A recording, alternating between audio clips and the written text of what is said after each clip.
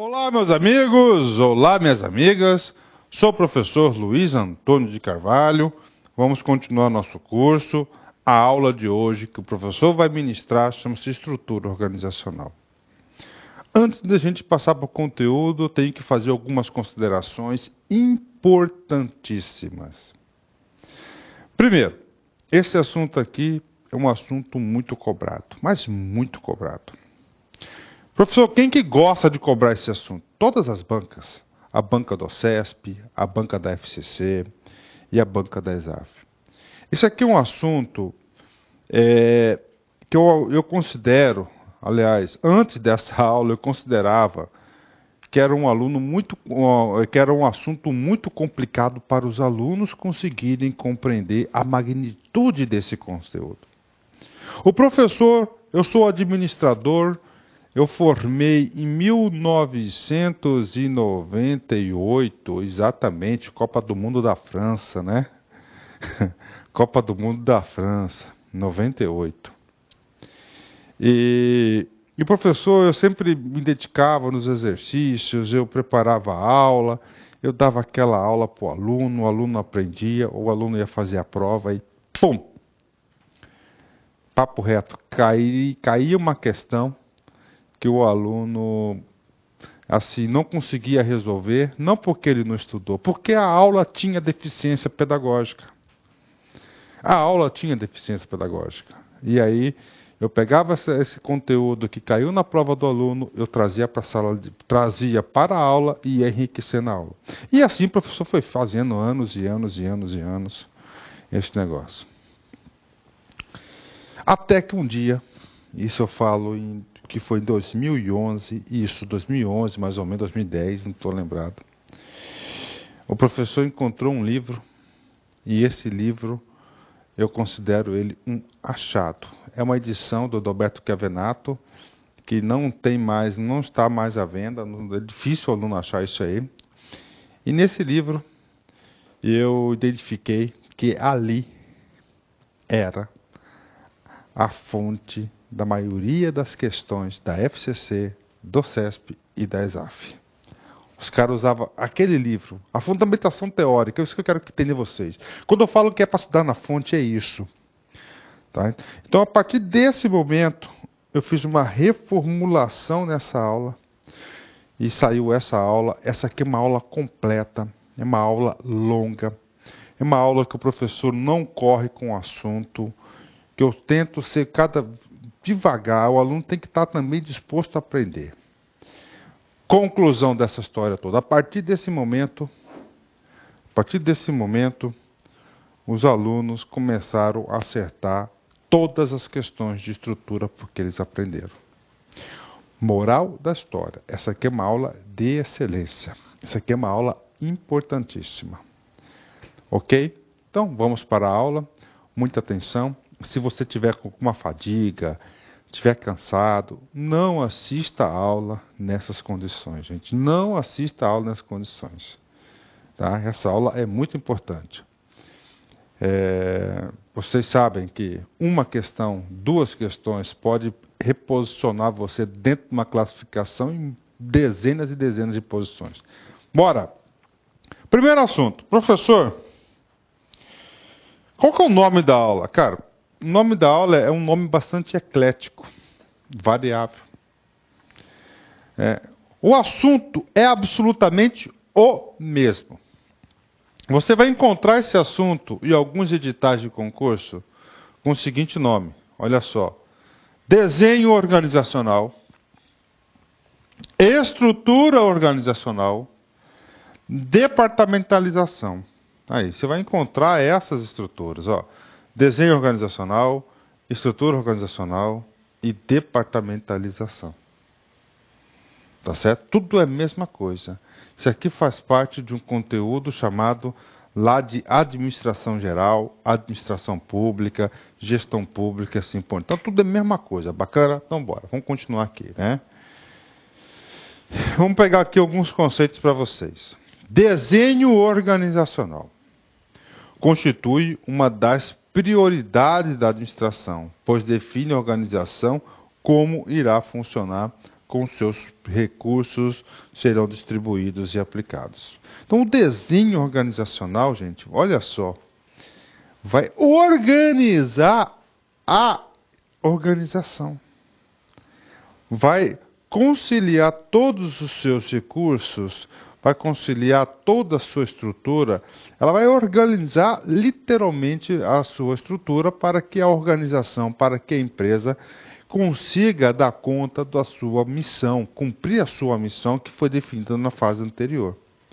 Ok? Então vamos lá. Constitui uma das prioridades da administração, pois define como a organização irá funcionar e seus recursos serão distribuídos e aplicados. Eu já vi em prova de concurso, já há algum tempo atrás, que ele fala o seguinte: o planejamento define como a organização irá funcionar. Você vai marcar errado. Porque não é o planejamento que vai definir como que a organização irá funcionar. O planejamento vai informar o que espera da organização, quais são os resultados esperáveis. O como não faz parte disso. E qual que é o produto, qual que é a ferramenta que a administração disponibiliza para as organizações para fazer essa organização, chamado desenho organizacional, né? Vamos lá. No desenho organizacional, na estrutura organizacional, irá definir os principais requisitos da organização. Tipo, primeiro, estrutura básica. Meu professor do coração, o que significa essa estrutura básica? Significa isso. Ó. Um monte de caixinhas, professor. Isso. Pronto. O que é isso aqui? Qual que é o nome desse cara aqui? Qual que é o nome desse cara aí? O nome desse cara chama-se organograma. Organograma. Ok? Professor, já caiu em prova de concurso centenas de vezes. Centenas de vezes. Organograma. Professor, eu tenho que saber o que é organograma? Claro que tem que saber. Faz parte da aula, faz parte da aula. O que significa organograma? Anotem no caderno, anotem aí. Anotem. Organograma é a representação gráfica da estrutura organizacional. Organograma é a representação gráfica da estrutura organizacional. Copiou? Beleza? Pronto. Cai em concurso? Cai. Pronto. Isso aí você tem que colocar com uma caneta vermelha, um marca-texto.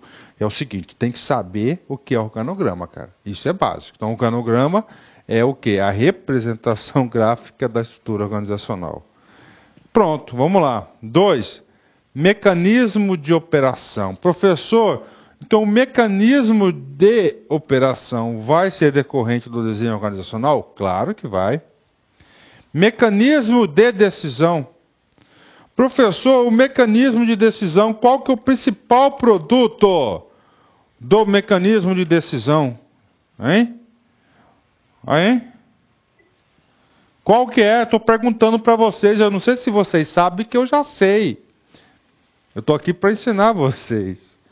Sabe qual é o nome do produto? Hierarquia. Hierarquia. Hierarquia. Professor, as organizações são burocráticas? Todas são burocráticas. Um no nível mais elevado, outro no nível menos elevado. Bacana? Então é o seguinte, o nível de decisão significa dizer que o desenho organizacional irá produzir a tal da hierarquia. Mecanismos de coordenação. Professor, o que seria um mecanismo de coordenação? É uma comunicação. Né? O fluxo de comunicação é, sim, um mecanismo de coordenação. Bacana. Então, vamos lá. Ok. Então é o seguinte, atenção, presta atenção. A estrutura básica vai produzir o quê? O organograma. O organograma o que é? É nada mais do que a divisão do trabalho e a diferenciação. Eu já vi a banca da ESAF cobrar isso. Ele colocou estrutura organizacional, diferenciação. Isso é só para quem estudou com o material certo que acerta. Estrutura organizacional, gente, e diferenciação vai definir o organograma, a estrutura básica, a departamentalização da organização. Ou seja, moral da história, concluindo, sem enigma nenhum, papo reto, para você fixar conteúdo, porque eu quero simplesmente que você acerte o pontinho. Depois que você passar no concurso, cara, você não vai usar isso aqui para nada. Mas isso aqui é o caminho necessário para o seu cargo público. Então, olha só. Conclusão, caiu diferenciação. Caiu na prova diferenciação automaticamente. Claro, diferenciação na prova de administração. O cara está querendo perguntar sobre a estrutura organizacional, sobre o que é estrutura básica, sobre a departamentalização, sobre o organograma. Bacana? Fechou? Pronto. Segundo, mecanismos de operação. O mecanismo de operação vai produzir o seguinte: o mecanismo de operação vai produzir as regras e regulamentos. Professor, eu posso incluir outra coisa aqui, tipo o quê? POP, que é o procedimento operacional padrão? Sim, então anota aí, cara, anota aí. O que mais que eu posso incluir, professor, além do POP? As políticas e diretrizes da organização? Sim.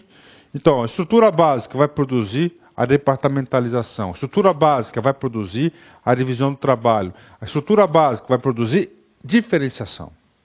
Mecanismo de operação vai produzir regras e regulamentos. Mecanismo de decisão vai produzir a hierarquia e autoridade. Vai produzir hierarquia e autoridade. Mecanismos de coordenação. Integração, como é que ela vai se integrar e sinergia. No mecanismo de coordenação, professor, eu posso colocar aqui o sistema de comunicações? Deve. Então anota aí, sistema de comunicação. Tá? Ou seja, no desenho organizacional, compreende 4 técnicas principais. Professor, essa aula aqui ela é completa? Ela é completa. Tá certo? Essa aula aqui, o professor costuma dizer o seguinte, que eu divido ela em 3 partes. Você vai receber ela em 3 arquivos. O primeiro arquivo é essa parte introdutória que eu estou fazendo com vocês, tá certo? Explicando quais são os principais produtos, centralização, descentralização, exatamente o que estou fazendo agora. A segunda parte da aula, ela vai ter um corte, ela vai ter uma paradinha, tá certo? Até para você dar uma se recuperada. Nós vamos trabalhar das tipologias de estrutura organizacional, que aí a gente vai estudar a estrutura linear, linha staff, matricial, adocráticas e por redes, todas as tipologias. E nós vamos concluir essa aula com a terceira parte, que é uma bateria aí de exercícios para fixar o conteúdo, ok? Então vamos lá. Então a primeira parte agora. Então é o seguinte. O desenho organizacional, a estrutura organizacional vai produzir diferenciação. O que é diferenciação? Diferenciação vai ser o organograma da estrutura, não é isso? A departamentalização. O desenho organizacional vai produzir formalização. O que vem a ser a formalização? A formalização vai ser o nível de regras e regulamentos. Quanto mais regulamentos, mais burocratizada. Quanto menos regulamentos, menos burocratizada. Centralização. Essa centralização está vinculada ao poder decisório. Ou vai ter, então, na descentralização, vai ser centralizado ou descentralizado. E, finalmente, a integração, que vem a ser a comunicação. Diferenciação. Então, diferenciação. Caiu na prova, esse cara aqui pega o aluno. Diferenciação significa dizer estrutura organizacional. Como que vai ser o famoso organograma da organização. É uma técnica administrativa que se encontra relacionada com a divisão do trabalho organizacional. Pronto. É uma técnica administrativa que está relacionada com a divisão organizacional. Muitos alunos pensam que estrutura organizacional somente está relacionada à divisão do trabalho. Não, tem outras coisas. Mas você tem que saber vincular que a palavra diferenciação nessa matéria, você tem que vincular a divisão do trabalho. Estudar para concurso é vencer suas paixões. Professor, eu não estou entendendo divisão do trabalho. É muito simples. Você pega lá uma empresa que tem 50 funcionários. Eles estão trabalhando todas elas em uma unidade só? Não. Das 50 pessoas dessa empresa, ela está o quê? Dividida o trabalho. Tem 5 pessoas que cuidam do RH. Tem 10 pessoas que cuidam do comercial. Tem 10 pessoas que cuidam da logística. 2 pessoas que cuidam do financeiro. Essas 2 pessoas que cuidam do financeiro fazem parte do departamento financeiro. As 5 pessoas que fazem parte do RH fazem parte da gestão de pessoas. As 10 pessoas que fazem parte do comercial fazem parte do departamento comercial. E de logística, de logística. Pronto, então na diferenciação é isso. Vai organizar a empresa, como que vai ser dividido o trabalho. Que a empresa tem um trabalho só, que ela vai dividir, ela vai se especializar e vai ter esses critérios, né? E nessa diferenciação, ela pode ser de 2 tipos. Ela pode ser horizontal e pode ser vertical. É claro, cara, né? Então você vai ter empresas horizontalizadas e você vai ter empresas verticalizadas. Horizontalizadas e verticalizadas.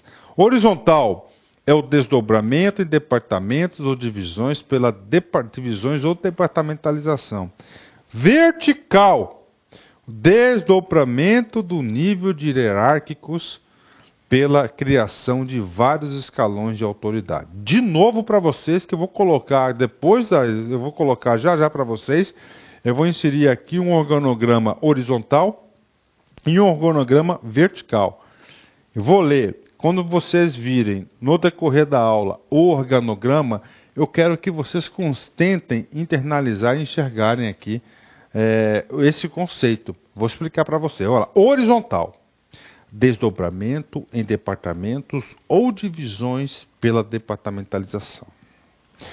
Vertical, desdobramento em níveis hierárquicos pela criação de vários escalões de autoridade. Tá aí. Tá aí. Professor, vertical. Vertical tá aqui. Professor, vertical eu tenho que chamar o quê? Ó, níveis hierárquicos.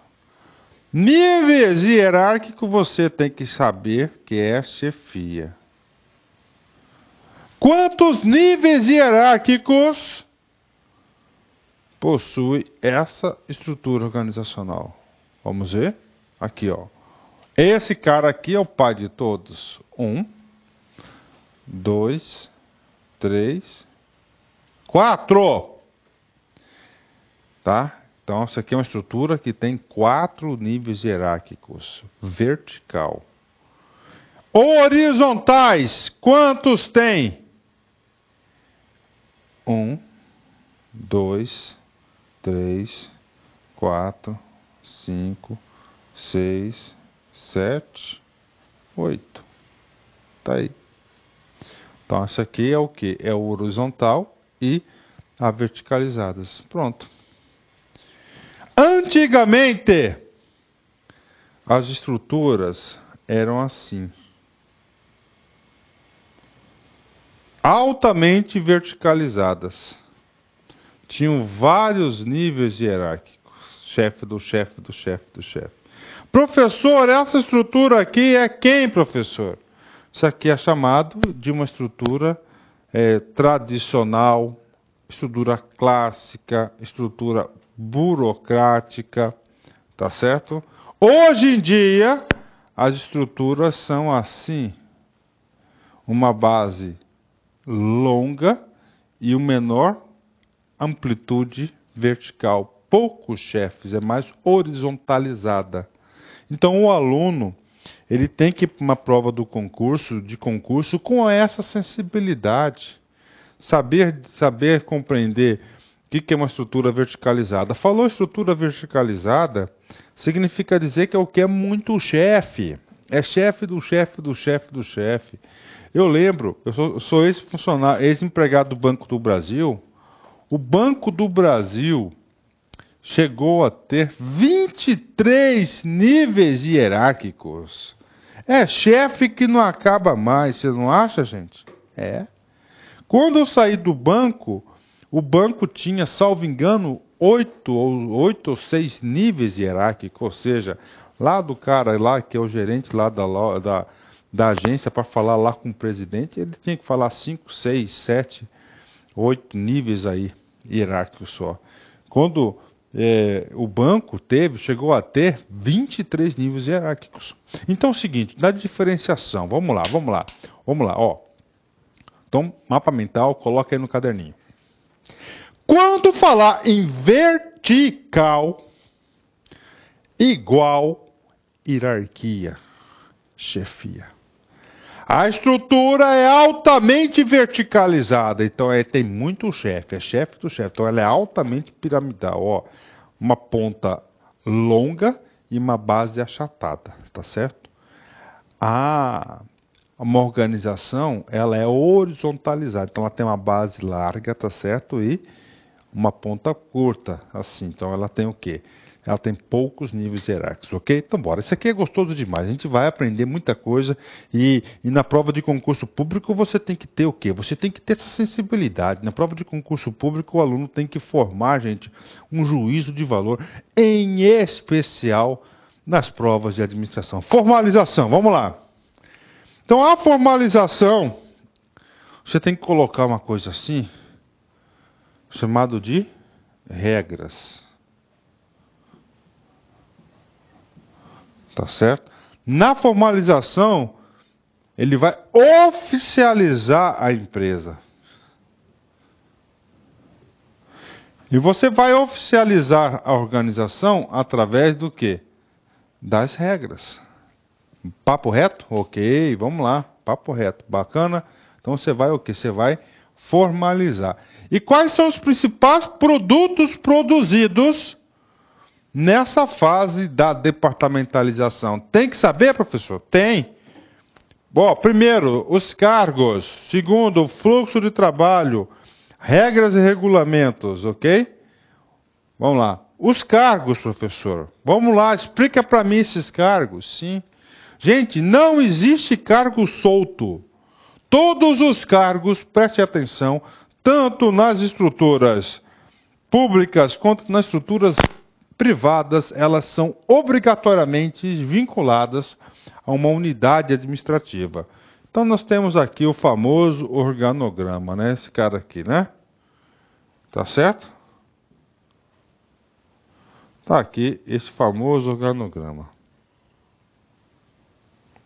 Esse cara aqui é a GP, é a gestão de pessoas. O professor coloca, professor, GP dentro da caixinha, professor. Tá bom, vamos apagar de novo aqui, porque eu quero explicar um negócio para vocês aqui nos cargos, no regulamento, na formalização da organização. Então nós temos aqui o presidente, o pai de todos, tá? Aqui você tem uma caixinha, aqui você tem outra caixinha e tem mais estrutura para o outro lado. Nessa caixinha aqui, essa caixinha aqui é a caixinha da gestão de pessoas. Então, assim, nessa unidade organizacional, nessa caixinha aqui, você vai ter o que? Os cargos vinculados. Primeiro, você vai ter um cargo, um cargo aqui de gerente. Então, esse cargo de gerente está vinculado a essa estrutura organizacional. Só que aqui você tem mais pessoas que trabalham aqui. Aí você vai ter os cargos, administrativos.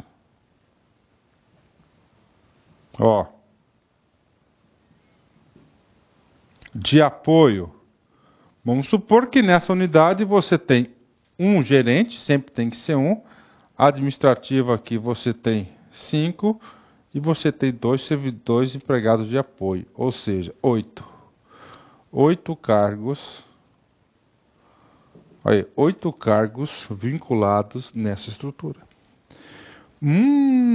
Professor, isso ajuda a organizar? Sim. Vamos supor que esse cara que é administrativo pediu para sair da empresa, então tem 5 vagas. Nas 5 vagas tem 4 preenchidas, então tem um cargo vago que pode ir para o provimento, não é isso? Pronto, tá aí. Produto de quem, então? Isso aqui é um produto da estrutura organizacional tocante à formalização. Pronto, tá aí, ó. Vai organizar toda a estrutura, né? Por isso aqui fala que lá no processo administrativo, isso aqui é a segunda fase do processo administrativo, função organizar.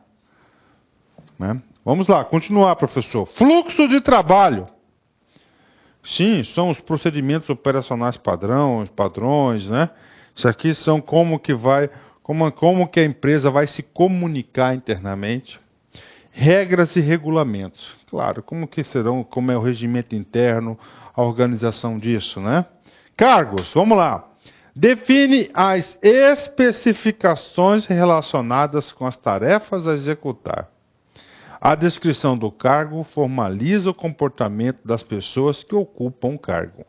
Todos os cargos estão vinculados aonde?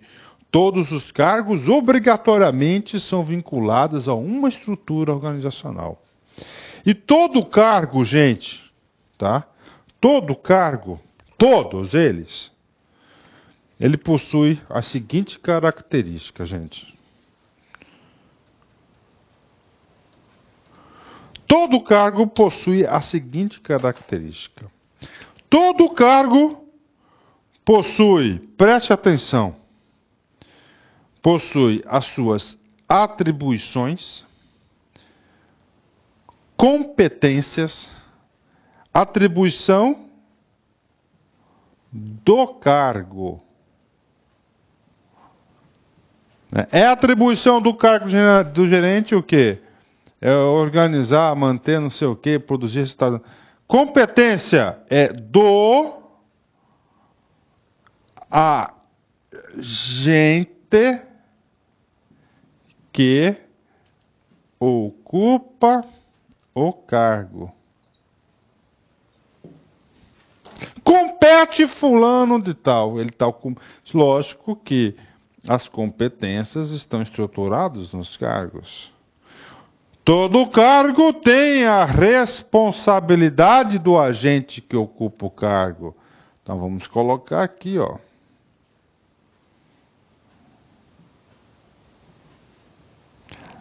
Todo cargo tem um desão.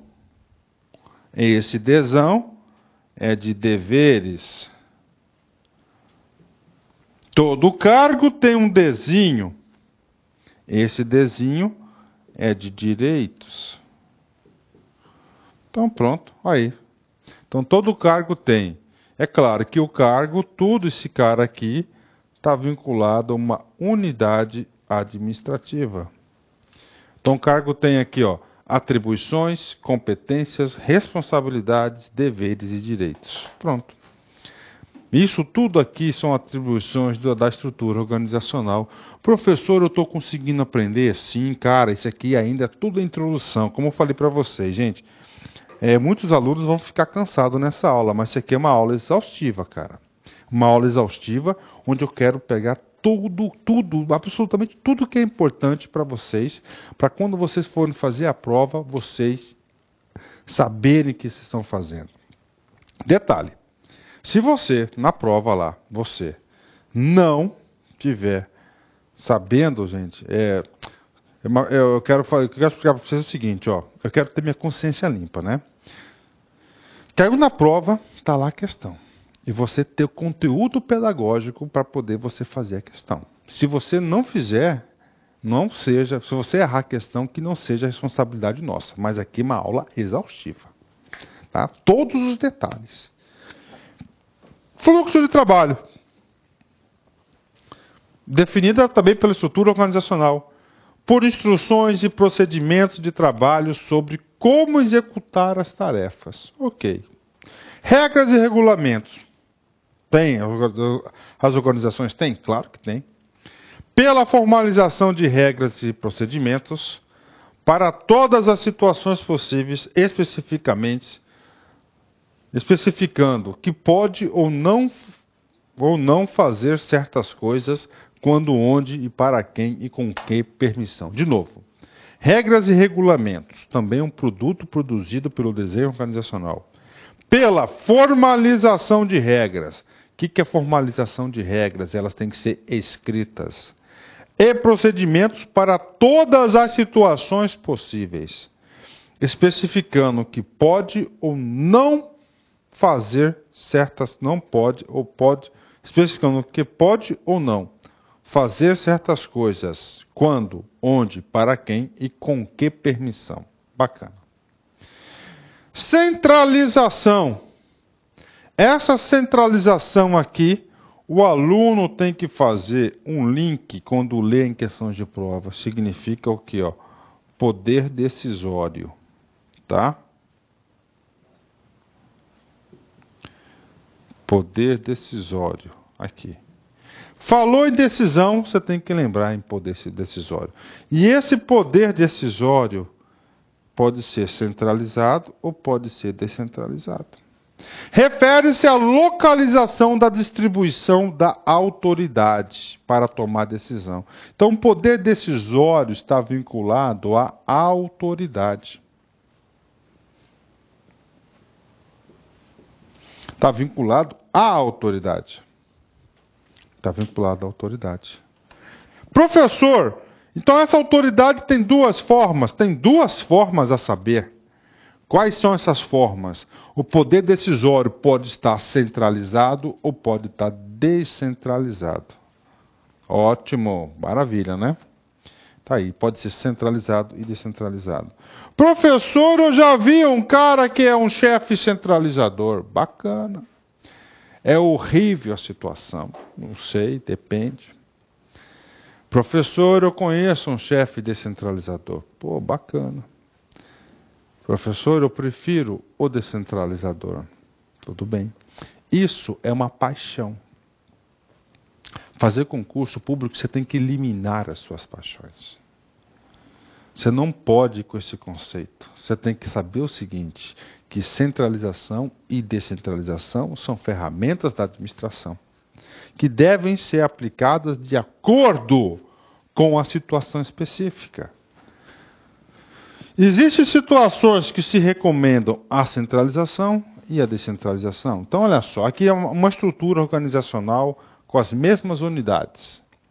Nessa estrutura aqui centralizada, lá o seu regimento interno define que tudo tem que passar pelo chefão, pelo 01.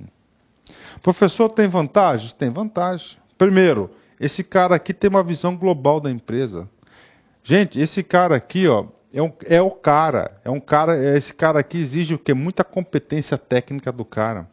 Outra vantagem da decisão centralizada, esse cara aqui, ele faz o seguinte, esse cara aqui, ele tem um padrão de decisão, é uniforme as decisões. Tá certo? Pronto. Professor, tem desvantagem? Tem. Como é centralizado no topo, ele fica longe dos fatos que ocorrem. Está aqui. Longe dos fatos que ocorrem, né? Professor, outra desvantagem, ó, aconteceu aqui um episódio aqui, esse cara aqui não resolveu, passou para esse cara aqui, desse cara aqui passou para lá, ou seja, ó, o tempo das decisões são mais demoradas, tá? Ok.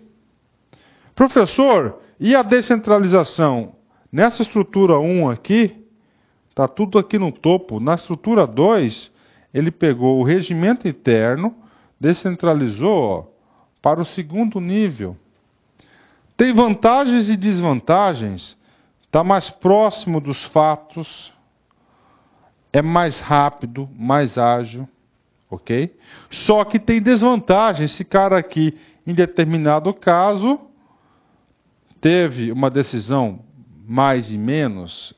Esse cara aqui mais e mais, esse cara aqui menos e menos. Ou seja, não há uma uniformização, é mais difícil uma uniformização das decisões.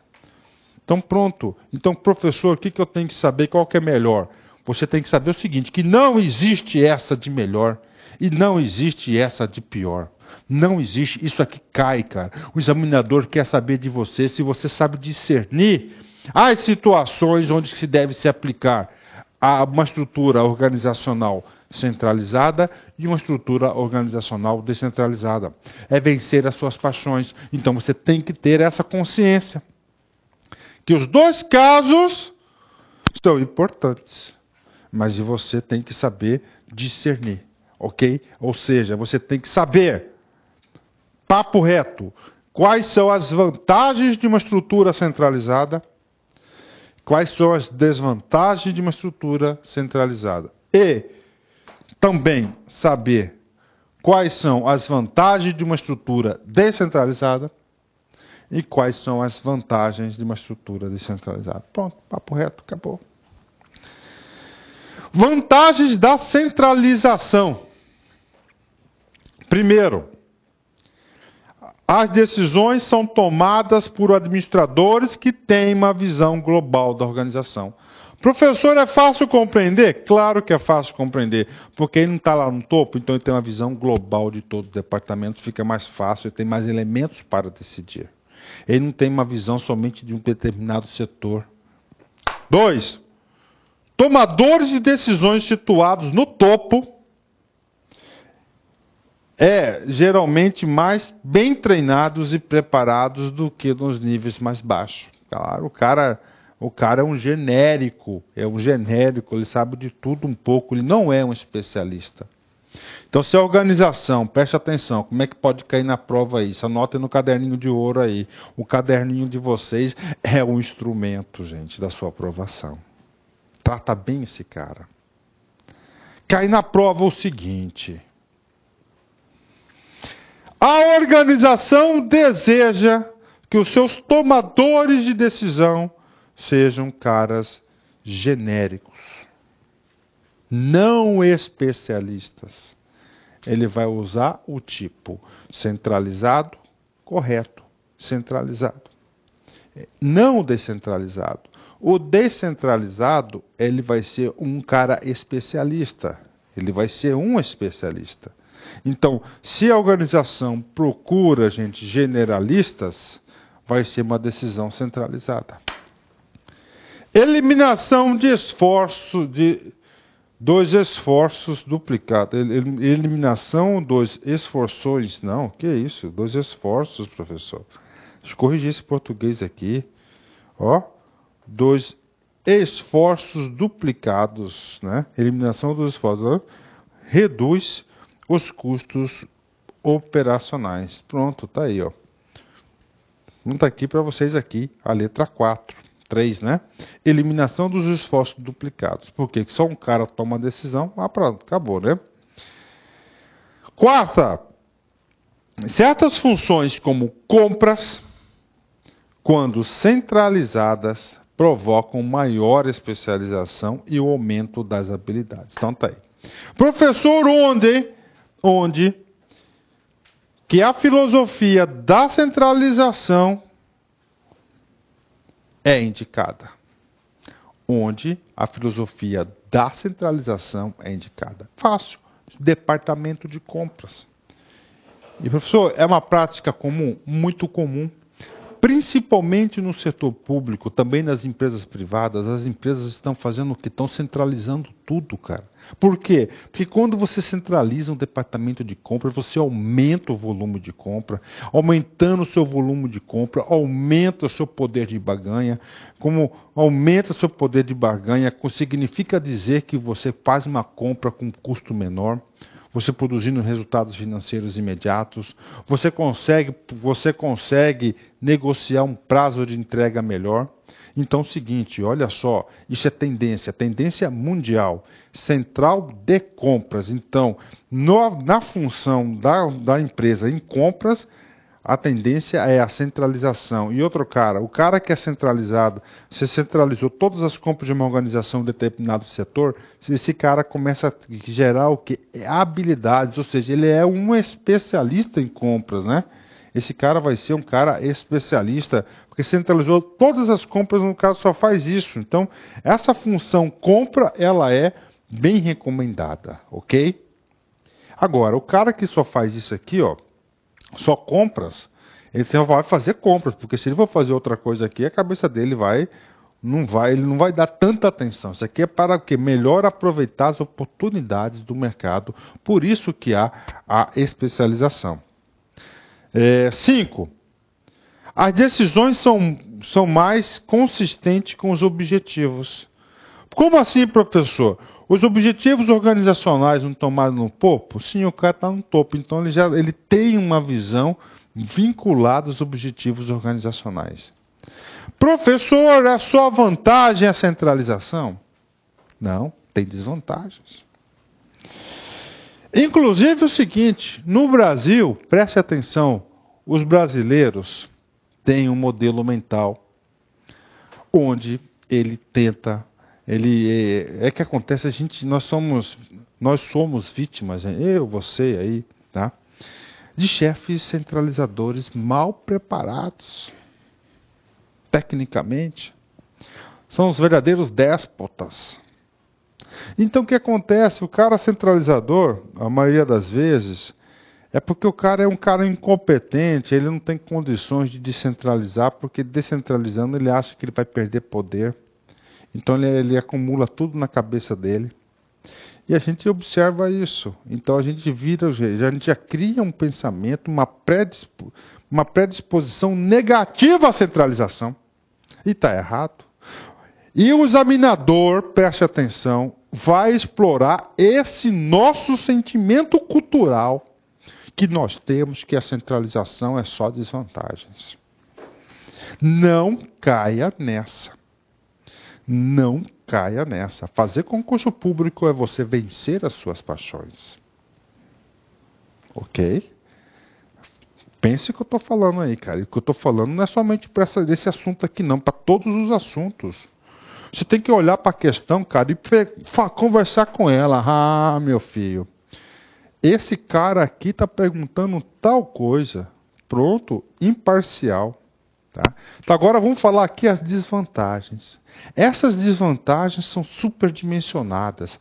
Essas desvantagens é onde está no nosso consciente coletivo que produz aquele pensamento onde não é permitido a centralização na administração. Está errado, claro que é.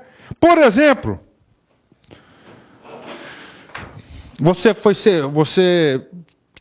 você foi nomeado aí presidente de uma empresa aí.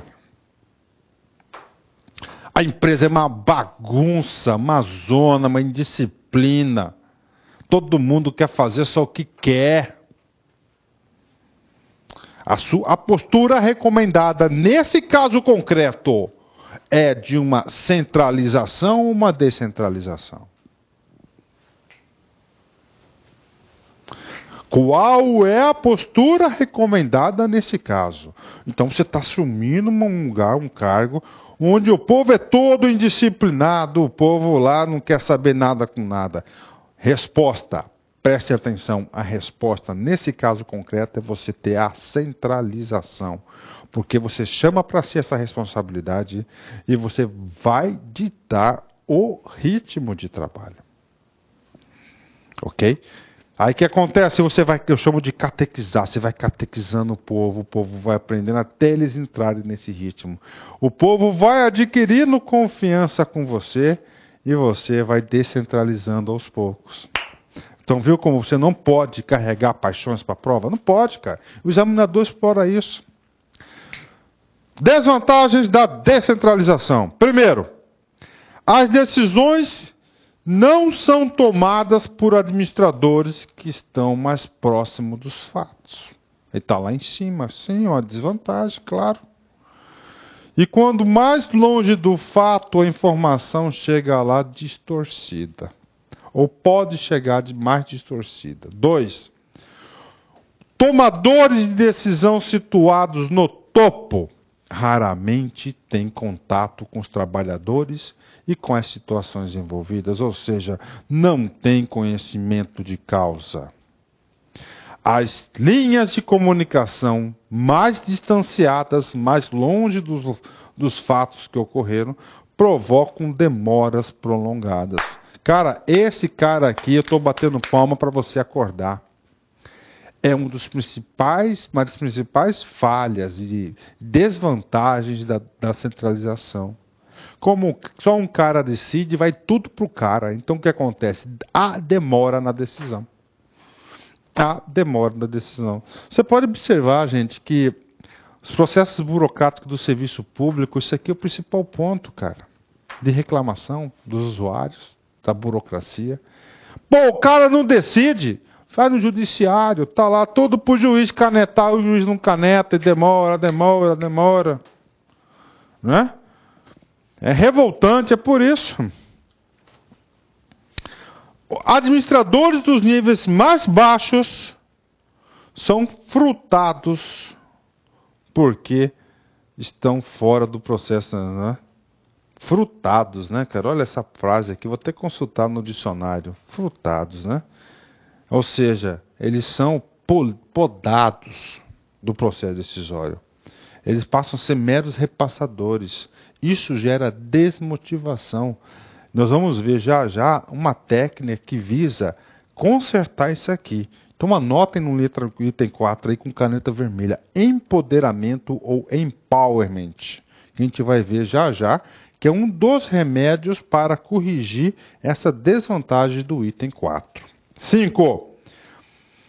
Pelo envolvimento de muitas pessoas nas comunicações, porque o cara está lá em cima e a comunicação vai fluindo, há mais possibilidade de erros e distorções pessoais. Sim, realmente acontece isso. Uma pessoa conta para outra, cada um tem uma percepção do problema e chega lá outra coisa. Pronto. Então nós conversamos tudo que eu tinha que falar para vocês sobre centralização. Agora a gente vai falar o quê? Da descentralização. O cara não está mais lá só no topo, agora a empresa descentralizou. Ele tirou aquele poder decisório do topo, tá certo? Do topo, e agora descentralizou para as unidades subalternas. O poder decisório. Quem define o grau de centralização e de descentralização, claro, lógico, evidente, é a estrutura organizacional. As decisões são tomadas mais rapidamente. Por quê? Porque tem menos pessoas no meio de campo. Pelos próprios executores. Tomadores de decisão são os que têm mais informações sobre a situação. Olha aí, claro. Falo para vocês o seguinte. A empresa quer aumentar a eficiência nas decisões. Não, desculpa. A empresa deseja dar maior velocidade nas decisões. Ela deverá adotar uma estrutura centralizada ou ela quer adotar uma estrutura descentralizada? Deve adotar. Entenderam a pergunta? Poxa, se na questão de prova o cara coloca uma situação que a empresa deseja agilidade no poder nas decisões, então a resposta vai ser o quê? O que vai provocar essa agilidade? Vai ser a descentralização da decisão. Pronto, olha aí. Maior envolvimento da tomada de decisão cria maior moral e motivação entre os administradores médios. Exatamente, cara. Rapaz, uma forma de você motivar o outro é você repassar um pouco do seu poder decisório para o cara. O cara se sente prestigiado, o cara se sente útil, o cara enxerga possibilidades de crescimento, ou seja, uma motivação, claro.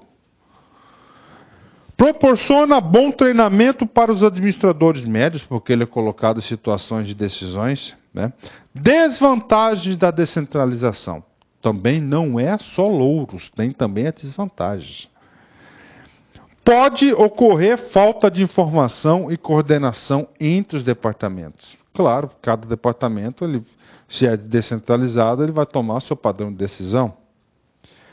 Maior custo por administrador devido ao melhor treinamento, melhor salário dos administradores nos níveis mais baixos.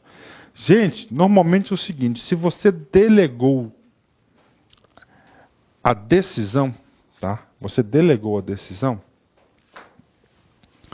Você delegou a decisão significa dizer o seguinte, que você vai ter que remunerar o cara para tal. Então, aumenta os custos. Moral da história, na descentralização, você aumenta os seus custos operacionais, porque você não pode tratar uma pessoa administrativa com poder decisório. Cada um tem um plano de cargo, um salário diferenciado. Administradores tendem a uma visão mais estreita e podem defender mais o sucesso de seus departamentos em detrimento da sua empresa como um todo. Ou seja, na descentralização, você corre o risco de cada departamento ser um pequeno feudo.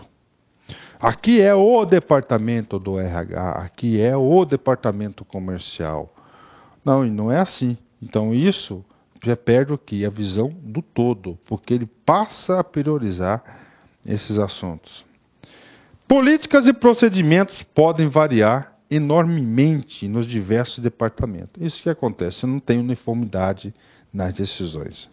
Então está aí para vocês a parte da centralização e descentralização. Resumindo, para fixar, martelar na sua cabeça.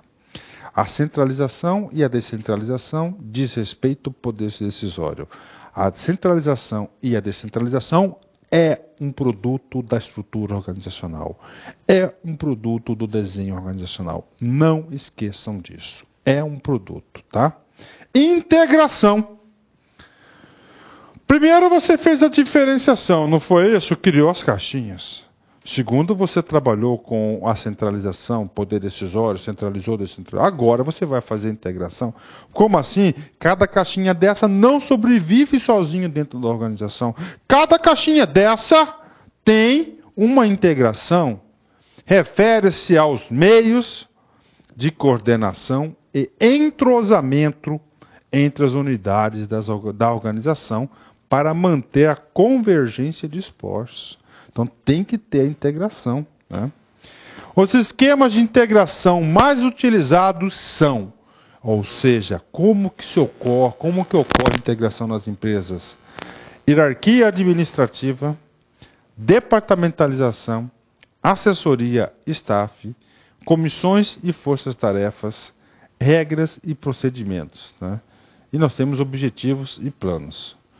E arranjo físico e arquitetura. Então é o seguinte, a integração da empresa, ela vai integrar através de diversas formas. Hierarquia, a chefia, a departamentalização, que é a divisão do trabalho, a assessoria, que é o staff, que vai dar o suporte, comissões de força-tarefas para determinados assuntos específicos, regras e procedimentos são as regras, objetivos e planos e, claro, o arranjo físico e arquitetura, chamado de layout.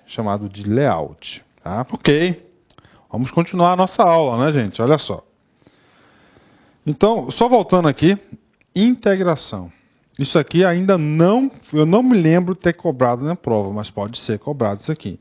Então, os elementos da integração é a formação da hierarquia administrativa, departamentalização, assessoria, comissões e forças-tarefas, regras e procedimentos, objetivos e planos e arranjo físico e arquitetura. Nós trabalhamos aqui diferenciação, trabalhamos aqui centralização, integração e regras, não é isso? Foi. Então é o seguinte, diferenciação. O que é diferenciação? A diferenciação nada mais é do que a elaboração das caixinhas, da estrutura organizacional, não é isso? Como que você consegue identificar um alto nível de diferenciação e um baixo nível de diferenciação? Isso é uma questão top, cara. Baixo nível de diferenciação é poucas caixinhas, pouca divisão do trabalho, poucos órgãos e departamentos, poucos níveis hierárquicos e homogeneidade. Alto grau de diferenciação, como que você consegue identificar? Muita divisão no trabalho, muitos órgãos e departamentos, muitos níveis hierárquicos e heterogeneidade. Então tá aí para vocês. Professor, os órgãos públicos têm alto grau de diferenciação ou um baixo grau de diferenciação? Os órgãos públicos, a burocracia, quanto mais antigo o órgão, você pode ter certeza que ele vai ter um alto grau de diferenciação. Nós estudamos o que? A formalização. Foram 4 elementos: diferenciação, formalização, centralização da decisão e a integração, não é isso? A formalização, baixo grau de formalização, significa dizer que a organização tem pouca burocracia, poucas regras e regulamentos escritos e liberdade. Alto grau de formalização, exagerada burocratização, excesso de regras e regulamentos escritos, coações e restrições. É muita regra, né? Centralização, o que é isso aqui? Poder decisório. Baixo grau de centralização, características, muita delegação de autoridade, descentralização das decisões para os níveis inferiores e autonomia. Alto grau de descentralização, nenhuma delegação de autoridade, centralização das decisões na cúpula e dependência da cúpula, né? E, finalmente, integração. Baixo grau de integração são aquelas organizações que têm pouca coordenação entre os níveis de departamentos. Alto grau de integração, muita coordenação entre os níveis de departamentos, tem uma coesão administrativa. Tá aí, galera. Último assunto dessa primeira parte. Aliás, penúltimo assunto da primeira parte. Amplitude de controle. Controle é você controlar algo, né? Isso, amplitude. Como que a gente aplica a amplitude do controle nessa aula de administração, de estrutura organizacional? É muito simples. Amplitude de controle significa dizer quantas caixinhas cada cara está responsável por elas. Pronto. Matou, prof? Matou. Quantas caixinhas que o cara está lá? Amplitude de controle, ou seja, amplitude de controle ou amplitude administrativa refere-se ao número de subordinados de cada órgão ou cargo pode assumir para poder supervisioná-los, né? Então tá aqui, já vou arrumar mais uma vez o nosso português, está aqui. Para poder supervisioná-los. Salvar, né, para vocês já terem o material salvo. Que eu falo uma coisa para vocês entenderem um pouquinho como a gente trabalha aqui no LC Concurso. Esse material que o professor utiliza aqui vai ser o mesmo material que você vai receber aí juntamente com a aula. Quanto maior a amplitude, tanto maior o número de subordinados. E, consequentemente, menor o grau de atenção e controle que o superior pode atribuir a eles. Claro, se você tem 10 subordinados, é uma situação.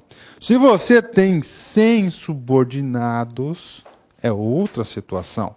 Vai diminuir o grau de atenção. Então, amplitude administrativa. A gente vai dar um exemplo já bacana para vocês aqui. Continuando um pouquinho aqui a parte de conceito, né? Amplitude de controle influencia a estrutura organizacional, dando-lhe um formato ou uma configuração peculiar. As organizações podem ser caracterizadas como organizações altas, longas, cadeias de comando devido ao grande número de níveis hierárquicos e pelas estreitas amplitudes de controle. Por exemplo, está aqui. Essa organização aqui, vocês já viram que ela é o quê? Piramidal. Qual organização que tem mais controle sobre as tarefas? Qual organização que é mais burocratizada? Mais controle? Mais burocratizada? Está aqui. Tem mais chefes? Está aqui. Qual organização que tem? Onde que está a maior amplitude de controle? Está aqui. Amplitude de controle. Esse cara aqui tem 1, 2, 3, 4, 5, 6, 7, 8 sujeitos. Essa aqui é chamada de uma estrutura verticalizada, né? Verticalizado, já falei para vocês que é em relação aos níveis de hierarquia, de poder decisório, né? Tem 4 níveis, isso aqui só tem 2 níveis, né? Aí. Esse cara aqui só tem 2 níveis, né? Pronto. Lembrando que nessa caixinha aqui, preste atenção, nessa caixinha aqui, você vai ter um chefe. E esse chefe você vai ter o quê? Pessoas, né? Vinculadas a ele, ó. Certo? Aí. Pronto. Então, organização achatada e organização alta. Professor, qual que é a moral da história? É muito simples, caiu na prova. Nível de amplitude. As organizações achatadas têm um quê? Um nível de amplitude maior. É. Ok. Quero falar amplitude do controle, né? Amplitude do controle. No exemplo anterior, eu vou fazer o seguinte, eu vou mudar minha estratégia agora. Eu vou dar o exemplo, tá? O que acontece. E depois eu vou explicar para você, vou ler o texto. Então você tem aqui, esse cara aqui, ele é mais o que? Horizontal. Que horizontal, pessoal? Esse cara aqui é vertical. Esse cara aqui é vertical, não é isso?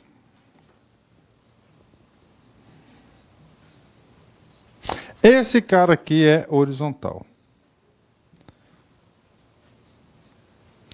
Na amplitude de controle na vertical, esse cara aqui é o número 1, esse cara aqui é o número 2, esse aqui é o número 3 e o número 4. Quando fala amplitude, gente, vertical significa hierarquia.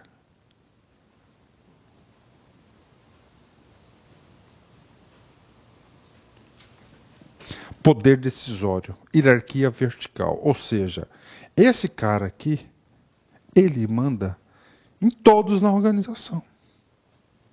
Esse cara aqui, o 2, nessa estrutura. O 3, nessa estrutura. Então isso aqui é amplitude vertical. Quando fala amplitude vertical, é o quê? É a linha de comando oficial. Professor, e na horizontal? Na horizontal. Linha de comando horizontal, poder decisorial horizontal. Então, poder decisorial vertical significa aquele que é o chefe oficial da hierarquia da linha. No poder decisorial horizontal é diferente. Esse cara que é o chefe aqui dessa caixinha aqui, tá vendo aqui? Essa caixinha. Não é um cara qualquer. Não é um cara qualquer. É aquele cara ali, ele é o funcionário mais antigo da empresa. Mais experiente, mais estudado. Ele é o famoso o cara. Um cara de opiniões fortes. Um cara justo, um cara honesto, um cara respeitado por todos. É um cara que tem moral na empresa com todos, inclusive com 01. Esse cara tem um poder decisorial vertical? Nenhum. Ele é o cara que é massacrado por todo mundo oficialmente. Na linha 2, 3 e 1 em cima dele chicoteando. Só que esse cara não é um cara normal. Não é, ele é o cara. As palavras deles têm força. A palavra dele influencia toda a organização. O que o cara fala, a água parou. Então, esse cara, ele possui um poder decisorial horizontal. Isso já caiu no CESP. Horizontal. Então, o poder decisorial horizontal não é aquele proveniente da estrutura organizacional formal da vertical. Esse cara aqui é da vertical, ele é chefe de direito. Só que esse cara aqui, ele é o horizontal. E esse slide que eu vou passar para vocês agora diz exatamente isso. Olha só. Amplitude do controle vertical e horizontal. A dispersão do poder formal na cadeia abaixo ou a delegação da autoridade da linha será denominada descentralização vertical. Autoridade de linha significa autoridade decisorial, ou seja, descentralização vertical, centralização de linha de poder. Já na horizontal, presta atenção, horizontal é o poder de decisão informal. Aquele cara é o cara. Não tem nada que diz que ele é o cara que ele manda em todo mundo, mas ele tem decisão? Tem. Só que ele é o quê? Ele é informal. A descentralização horizontal refere-se à extensão em que os não gerentes controlam os processos de decisão.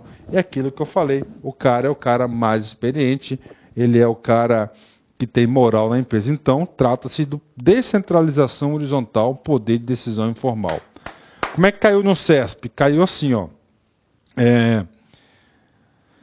Poder decisorial descentralizado vertical. É o quê? É o poder oficial.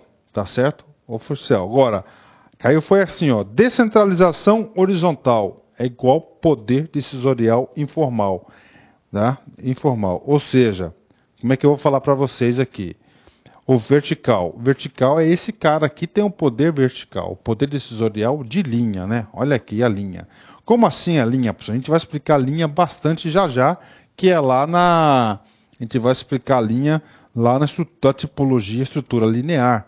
Né? Então a estrutura linear vai definir o quê? Quem é o chefe na linha, ó. Saiu daqui, onde a linha dele bateu, o chefe. Então na linha vai ser o quê? O vertical, o oficial. Só que esse cara aqui... Na horizontal, ele pode ter um poder decisório? Pode ter, só que ele vai ser um poder decisório horizontal, ou seja, ele é o cara. Então, como ele é o cara, ele influencia seus pares e também vem influenciar aqui a sua chefia superior também. Bacana, galera? Então isso aí é o poder decisorial. Gente, o poder decisorial é muito importante, cara, muito importante, tá? Muito importante. Quero falar agora para vocês do empowerment ou empoderamento. Eu vou explicar, depois a gente vai para a teoria. Vamos supor que nessa estrutura aqui, tá? Esse cara aqui ele é altamente centralizador. Tudo. Os caras que estão abaixo dele vai gerar uma desmotivação, não vai, gente? Vai gerar uma desmotivação. Pô, o cara, tô aqui, sou um mero repassador de decisões para o cara poder tomar decisão, não é isso? É esse cara que está ali, aquele gerente, então ele é um cara altamente, cara, centralizador, ele está lá. Além disso, não é nem o fato dele ser centralizador, é o fato de acontecer o seguinte, cara, que ele está ali, tá? A empresa assim determinou que ele fosse centralizador. Então, ele faz o seguinte, meu filho, olha só, presta atenção aqui. Eu vou fazer o empowerment. Eu vou transferir, por exemplo, todas as atribuições desse cara aqui em relação a diárias. Diárias. Ele vai delegar esse poder decisório que ele tem para esse sujeito aqui. Ou seja, todo esse poder de diárias aqui vai passar para esse cara aqui. Esse cara ainda continua sendo o chefe dele? Ou seja... O empowerment é o seguinte, gente, é uma delegação do poder decisório para subordinados, no sentido desse sujeito aqui se motivar, se sentir importante, engajar dentro da filosofia da empresa. Pronto, tá aí. O professor explicou para você o tal do empowerment ou do empoderamento, né? Antes, nas provas de concurso, só caía empowerment, né? Aí o pessoal começou a traduzir o tal do empowerment para o empoderamento. E em 2012, né? Caíram bastante questões aí. Agora, em 2013, eu não vi ainda nenhuma questão sobre isso, né? Mas, então, isso que é o tal do empowerment. Vamos ler a teoria, ver se você consegue entender. As empresas estão investindo firme no chamado empowerment, fortalecendo as pessoas e equipes para melhorar o ambiente de trabalho. O empowerment significa proporcionar maior grau de liberdade e autonomia para as pessoas e equipes de trabalho. Claro, a partir do momento que ele delegou para o cara, parte do seu poder decisório está proporcionando àquela unidade, àquele sujeito, o quê? Um maior grau de liberdade e autonomia. Em geral, começa com uma melhor qualificação das pessoas. Olha só, quando você passa o seu poder decisório para outra pessoa, você está qualificando-as. Subordinados e chefias com a educação corporativa e o treinamento e desenvolvimento intensivos. Trata-se de mudar o estilo gerencial e substituir o trabalho do gerente tradicional, aquele centralizador, focados em controles e detalhes em condução de alavancagem de talentos focado na comunicação e na motivação. Pronto, essa é a parte introdutória aí do empowerment, mas eu quero que vocês levem consigo esse nosso conceito do empowerment. Então, o empowerment, ele venceu o quê?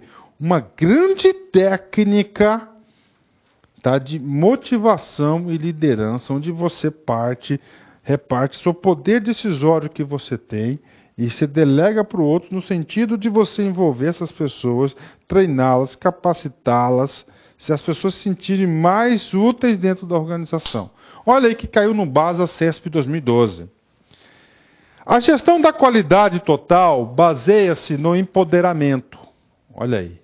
Empoderamento ou empowerment das pessoas para que elas tenham autonomia para solucionar os problemas dos clientes. Olha aí. Autonomia para solucionar problemas. Quem soluciona problemas do cliente é quem tem poder decisório. Não é isso? O empowerment não é uma delegação do parte do poder decisório? É. Logo, a resposta está o quê? Isso, correta. A próxima aula que a gente vai estar gravando aqui, na sequência, chama qualidade total. A gente vai trabalhar qualidade total, ferramentas da qualidade total e uma aula específica de ciclo PDCA. Vocês vão entender com mais profundidade. Mas o empowerment está corretíssima essa frase aqui. Bacana, meus amigos, isso aí, né? Pronto. Então é o seguinte, eu vou terminar a parte da aula agora para vocês. Eu quero que vocês dêem uma paradinha, vão lá, tomem um café, vão ao toalete, dá uma respirada. A primeira parte dessa aula de tipologia da estrutura organizacional, termina agora, que é a parte introdutória, centralização, descentralização. É muito importante essa parte para você entender agora as tipologias. Tá? Nós vamos voltar no segundo vídeo da aula explicando as tipologias. Por exemplo, estrutura linear, funcional, linha, staff, matricial, adocráticas, de redes e autogerenciáveis. Isso vai ser a segunda parte da aula. Então, vamos para o cafezinho e a gente volta já já.